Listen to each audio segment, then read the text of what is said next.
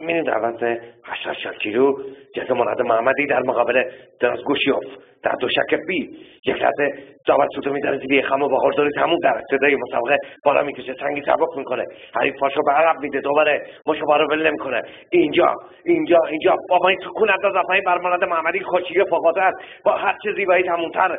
3 نمره به حساب مراد محمدی.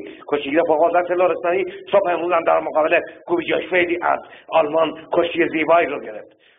خب دو کشتی به وسط دوشک میان، یک لحظه رو سرگردان حریف کار میکنه، دست رو زیر تنه حریف میندازه، یک لحظه میشه برای مایی زیر یخم از مچ پا.